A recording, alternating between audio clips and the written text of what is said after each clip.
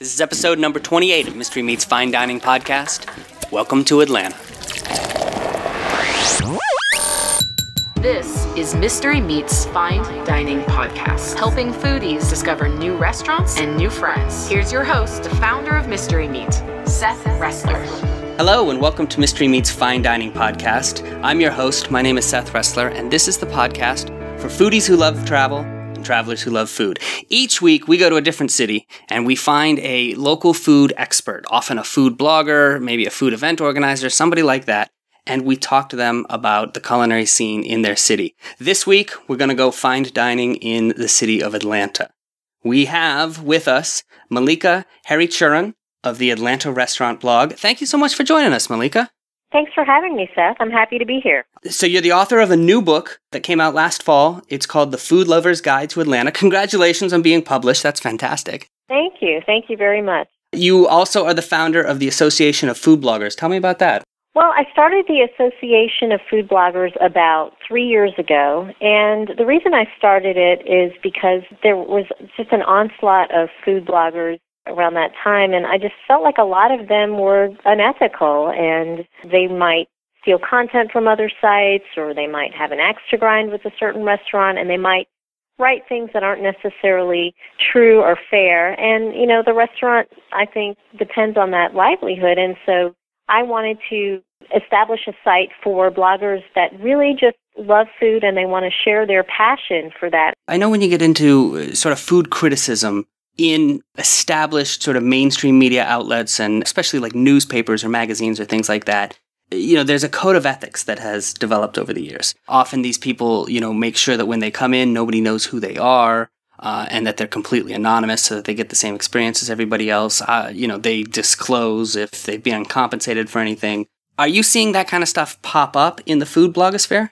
I think what happened is several years ago when this all got started, people and bloggers wanted to model themselves after food critics. And like you say, traditionally food critics, they do go into these restaurants anonymously and they pay for their meals and nobody is the wiser about them. But, you know, with social media, I think that's changed everything. And I think there's been a shift in all of that. I mean, even with food critics now, a lot of them, like our food critic, our main food critic in Atlanta, his picture is out there and everybody knows who he is, and that's just the way it is. And a lot of bloggers, I think that they've sort of gotten over that, because a lot of bloggers, I think that they do want to put their name out there and they want their face out there, and they're looking for what's the next big thing. Are they going to be on a TV show or this or that? And I don't think it's necessarily a negative thing because the restaurant knows who you are. Right. And we're sort of at an interesting juncture where increasingly something that newspapers can't afford to continue to do, so that you're seeing cutbacks in that arena. At the same time, it seems like a lot of restaurants and dining chains, as well as food companies, are making an orchestrated outreach to food bloggers to really try and engage them and say, hey, you know, we'll send you a sample. Will you review this? So what are you seeing as the impact of all of that? Well, I just think it gives more clout and more credibility to food bloggers in general. And it's funny because when a lot of food bloggers first started, a lot of the restaurants and the PR companies who handle the outreach for those restaurants, they sort of disregarded bloggers as, oh, well, they don't matter, they're not that important. But I think that the ethical ones and the reputable ones have persevered over the years, and they've developed a readership and a loyal following, and the PR companies and restaurants are now realizing that we do play an important role, and it's sort of a mistake to ignore us. And bloggers are not, for the most part, just for hire. You can't just give them a free meal and expect that you're going to get some glowing review. It doesn't always work that way. So if I'm a new food blogger just starting out, what are sort of the ethical guidelines that you put at the top of the list that I should be following? Well, one of the things I would say is don't go to a restaurant the first night it opens and then write a review based on that. I think all restaurants need time to work the kinks out. I mean, that's just how that all works, and there might be issues with food and service, and a lot of bloggers, they want to be the first one to review that because, as you probably know, if you're the first one to review that, people are looking for the new hot spot, and your review will come up first as far as the search engines and all of that, and you sort of have to put that aside. I want to ask you about one other thing, which is that you've been a judge for the Taste of Atlanta. And so I want you to tell me what that was like. Oh my gosh, I just wish that I had worn stretchy pants that day. They gave us so much food, Seth. It was unbelievable because the Taste of Atlanta is pretty much one of the largest food festivals that we have. It's in the fall every year. So the Taste of Atlanta is 2 days. It's Saturday and Sunday. I was a judge on Saturday, and each restaurant, if they wanted to, they could have brought us a sample of their food. And how many are we talking about? There were like 80 restaurants that day, but not all of them brought us food samples. I think maybe like half did, but still. Still, that's a lot of food. Yeah, and so I thought, I've got to pace myself, which I knew this going into it. But, the food is so good, and of course I hadn't eaten all day, so I'm like, oh, this is so great. And then, so like the first couple, I ate the entire sample, but, close to the end of it, we were just like taking a little nibble. And what were your favorites? We picked a restaurant that's relatively new, but the food was fantastic. We had a pimento cheese crostini from this restaurant. It's called Seed, and it's like American/Southern food. That was very good. Well, let's talk about the city of Atlanta. We start by having you try and stump me with some sort of trivia question. So ask me something about Atlanta, and we'll see how good I'm not. Well, I don't know if you're aware, but Georgia is called the Peach State. So that I knew. But we don't have the most production. It's a different state. Can you name which state that is? Ooh. Which state? Tops Georgia as far as the production of peaches. Production of peaches. So what state produces more peaches than... And I've been to Atlanta, and like every street is named... It's Peachtree, right? Peachtree, yeah. Yeah. Plug that into your GPS, and you'll just get lost. All right, I got to think about this. I'm going to think about this. We're going to come back to this. Okay. While I'm thinking about that, let's talk about Atlanta. What other foods is the city of Atlanta known for? Atlanta is such a diverse culture. And, when you meet people, there's like nobody that's really from Atlanta. There's very few people that were actually born here, so it's a lot of transplants. So our cuisine is sort of all over the place. Why are there so many transplants? I mean, I would just think, Georgia obviously being one of the older places that was settled here in America, you would have families who have been there for generations. It sort of just has grown over the last, I guess, maybe 20, 25 years. There's so many businesses that are here. Delta is headquartered here, UPS, Coke, and many other companies have moved here as well because it's a good place to live. I mean, it's got a really nice climate, and then the cost of living is pretty low. Housing is very affordable, and even to go out to eat and have a meal, it's not overly expensive. And I've just talked to so many people who've moved here, and they said they had visited here, and they just loved it, and they decided to move here. And what about chefs? I mean, are you seeing some notable local chefs that are emerging? Well, we've had some for a while. Richard Blaze is here, and he was winner on Top Chef, and he's opened up several restaurants here. Also, Kevin Rathbun, he was on... Iron Chef. Iron Chef, yes, thank you. He won on that, and I mean, he remains very, very popular. His restaurants are always packed. He has 2 restaurants plus a wine bar here in Atlanta. So it seems like a lot of the chefs, they stay here. They don't run off to New York. Right, right. What about big foodie events? I mean, you obviously mentioned Taste of Atlanta. Anything else that would be worth coming out for? Yes, definitely. The Atlanta Food and Wine Festival is a big food festival that actually just started last year. That was its first year. Oh, really? Yeah. So it's modeled after the Food and Wine Festival that's out in Aspen. Okay. The thing that I like about the Atlanta Food and Wine Festival is that there are many different events on different price levels. So it's not like you have to be a millionaire if you want to participate in it. You know what I mean? It's like the top level event is like if you want the whole, big deal weekend pass, it's like $1,000 a person. But you could also buy tickets to individual events. Like they have something that's kind of cool. In one of the evenings, they have like a food truck event. So you spend maybe it's like $50, and you go to this event and you get to taste all this different food from the food trucks, which is sort of, that's sort of getting big here. I love that. Yeah, food trucks. I'm hearing that as I talk to bloggers across the country. I'm hearing more about food trucks than any other trend. So you're seeing that there as well? Yeah, we are. It's a little bit different than it is in other cities. Like when I've gone to other cities like New York and Chicago, it's been where, you're walking down the street and it's like, okay, there's a food car or a food truck, and you get something from it. But the way it is set up in Atlanta is because there are all these laws and rules and regulations for where food trucks can be set up. They actually have like different locations where it's like, okay, well, here's the food truck park. And so you go there and there may be like 10 different food trucks, which is nice because you can sample food from several different places. And we have, I think, like maybe 4 of them throughout the city that operate. And like because the weather is pretty mild here, I mean, we still have some that are going on now. Right, all year round. Yeah, and I've heard of tension sometimes between the food trucks and the brick and mortar restaurants, because sometimes if the food trucks are too close, people are worried that it's going to cut into the business of the brick and mortars. And I wonder if that plays a role at all in the fact that you've got certain designated areas. I'm sure it does. It absolutely does. I know that the restaurants fight the food trucks because they think it's taking away business from them.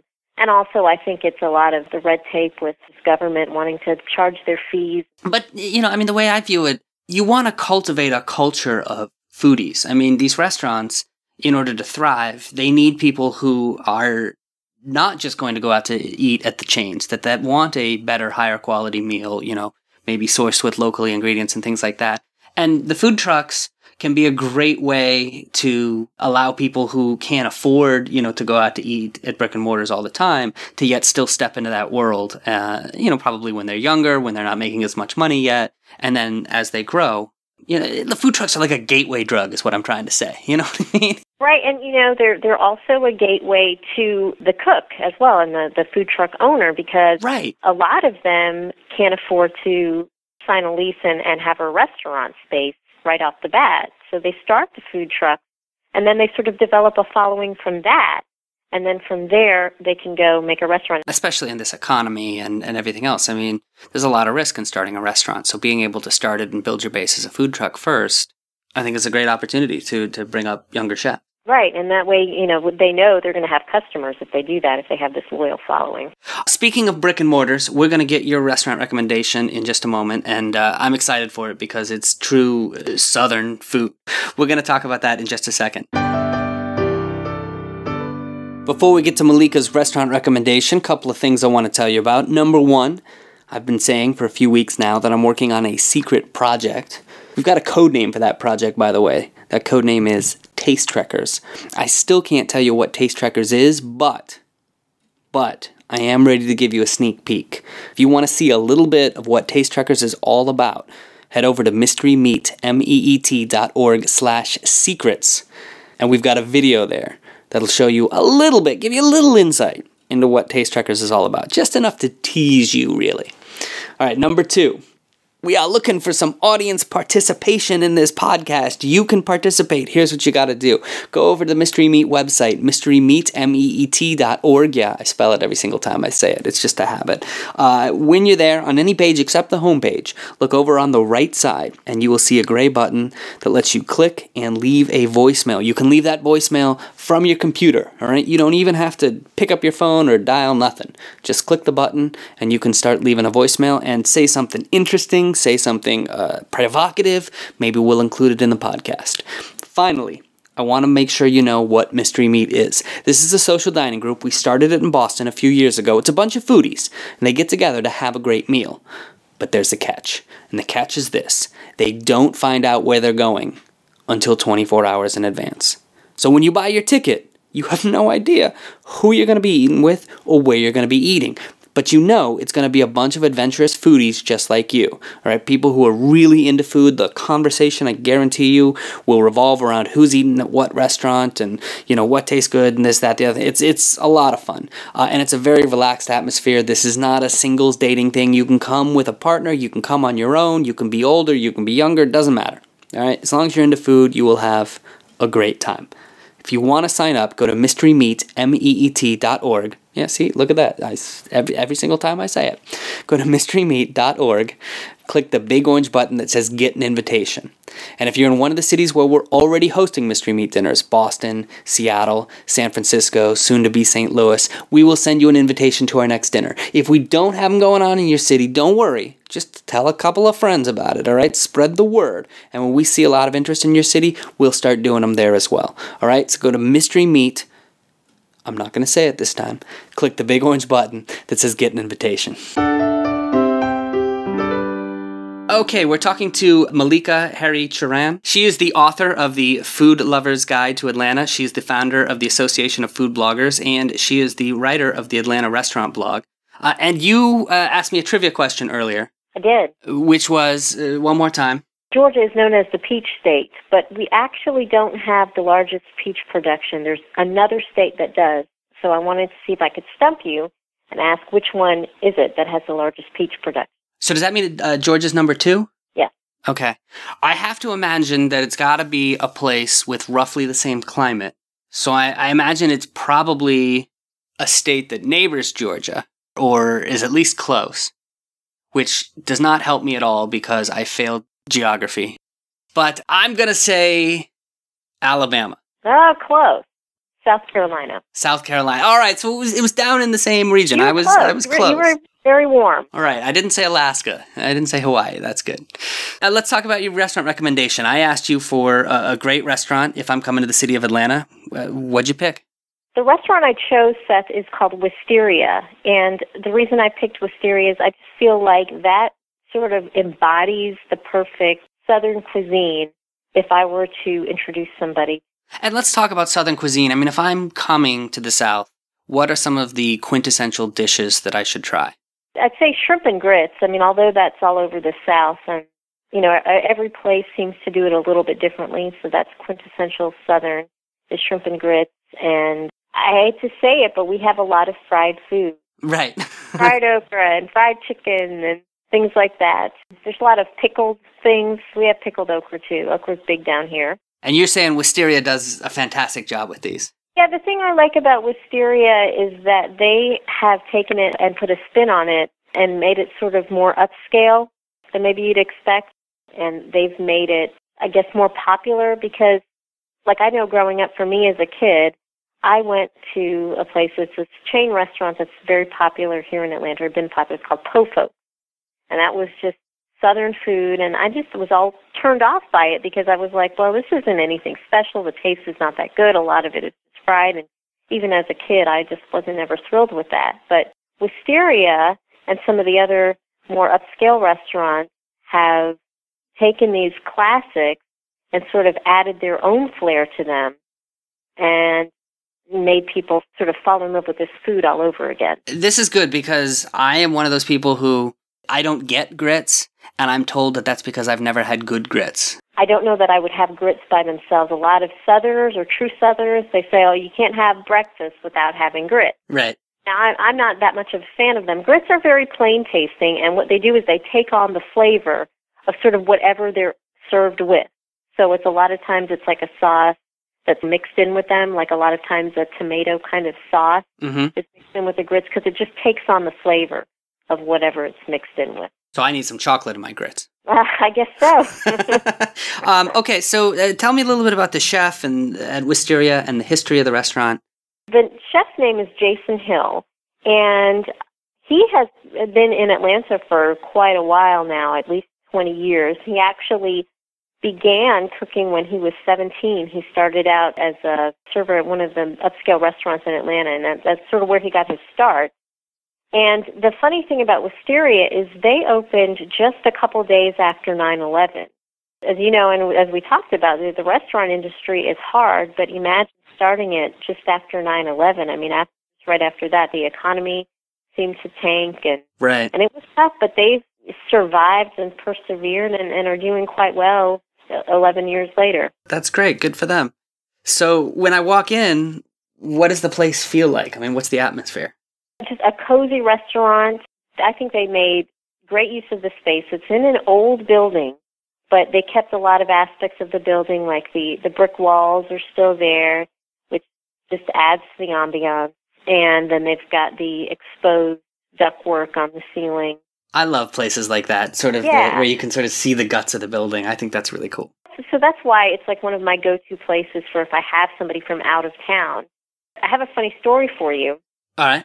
A friend of mine was in town from the Northeast, and he just said, I totally rely on you. You pick where you want to take me because I know I'll love whatever it is. And I said, okay. So we got in the car, and he said, well, what kind of food is this that we're having? And I said, oh, it's Southern food. And he got really quiet, and he didn't say anything. And so we got in the restaurant, and we sat down, and he sort of breathed a sigh of relief. And I said, well, what was wrong? And he said, well, when you said Southern food, I had these images of the movie Deliverance. And I'm like, no, it's not like that. Some of the Southern food can be very nice. And this has a gorgeous bar right in the center of the restaurant. There's lots of dark wood. It's white tablecloths in the restaurant. Nice. So very upscale. All right, very cool. So I sit down. I'm looking at the menu. Where do we start? You want to start with the butter bean hummus. And that's what I was talking about as far as taking the old Southern favorites and putting a new twist on them. Hummus obviously is traditionally it's made with chickpeas, but this hummus is actually made with butter beans, or sometimes it's black-eyed peas. Okay. It's very, very tasty. And then they serve it up with sweet potato chips. Oh. Which is really nice. What about main course? What do you recommend? I say you have to have the molasses-rubbed pork tenderloin. And if you are somebody who eats with their eyes first, you fall in love with this dish when they put it in front of you. It's a big piece of pork tenderloin, and they've got this sauce with apples and a big piece of sage on the top, and it sits on top a sweet potato souffle. It's just very pretty. And the first time I ate there, the server asked me when I ordered it, they said, well, how would you like it cooked? And I thought, well, it's pork. Of course you have it well done. And so that's how I ordered it. And it was good. But so I since read up on pork and how it's being served, and several places now are serving it medium and medium well. And so the last time I went to Wisteria, I said, okay, I'll be adventurous and I'll try it medium. Right. And it was absolutely delicious, so much more tender and flavorful. And I mean, obviously the chef knows what he's doing. I wouldn't dare try to prepare pork medium. No, but in the right hands. That sounds really good. Yeah, he did an excellent job with it. Now let me ask you about two dishes that you had mentioned earlier. Fried catfish and shrimp and grits. Do they have those there? They do have those on the menu as well. And the catfish, that's very popular, and they serve that over like a tomato and okra sauce on top. And I think the tomato and okra just really complements the fried catfish very well. And then the shrimp and the grits, of course, they're just a Southern favorite. You go to any food festival here in Atlanta, and you're bound to find food and grits on the menu. And they do it extremely well at Wisteria, and they're just a large, huge shrimp, which I love. I love seafood. Yep. But especially when you get those large jumbo shrimp, It's excellent. And it's served with a tomato sauce mixed in with the grits. It's fantastic. Am I going to have room for dessert? And if so, where do we go? Well, here's the great thing about Wisteria and desserts. They have a tremendous dessert menu. If you want creme brulee, or you want bread pudding or cheesecake, you can definitely get that there. But what they do is they have these small bite desserts that they offer. So if you're pretty full, but you just want a taste of dessert, like for me, I could eat and I could be full, but I've always got that little space in my stomach for dessert. I don't know. That's just how I am. Right. So I understand. If you want I think everybody's that way. I don't think that's just you. So. Nobody really turns down dessert, do they? If you can get a small bite dessert, you can get one, and it's only about $4. But say you have a group of people and you want to kind of taste several different things, you can get 3 for $10, or you can get 6 for $18. So. And they have all kinds of great desserts. They have the cheesecake. They've got bread pudding, carrot cake. Talk to me a little bit about the bread pudding. I don't know what they do with their bourbon sauce, but they have this bourbon sauce that they put on top of there that's just mixed in with everything, and it's just so flavorful. And I'm not like somebody who goes gaga over bread pudding usually, but this to me is the standout dessert there. It's just the perfect end to the meal. What about drinks? Well, they have a fantastic wine list. They have about 250 bottles of wine available, and then they have like 50 by the glass.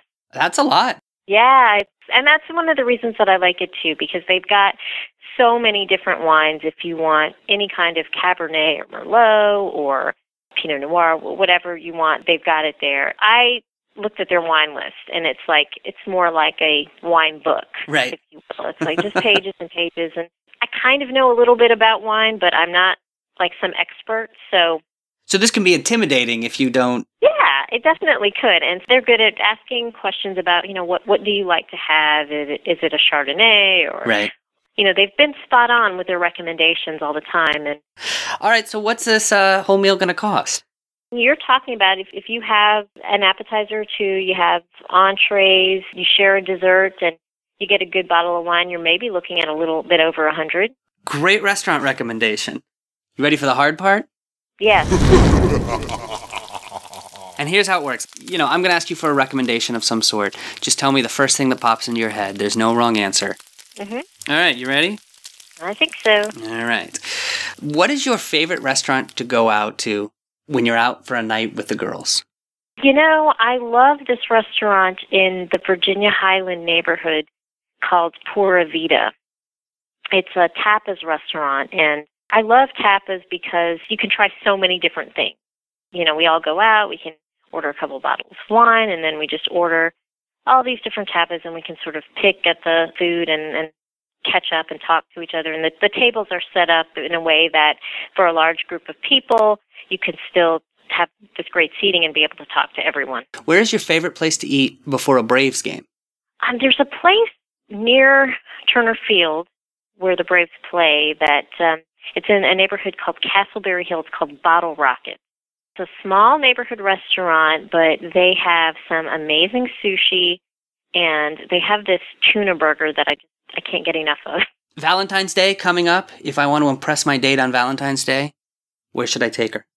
There's a restaurant that opened in the Buckhead neighborhood called Modern Restaurant, and here's what's really cool about Modern is they have these booths called gangster booths.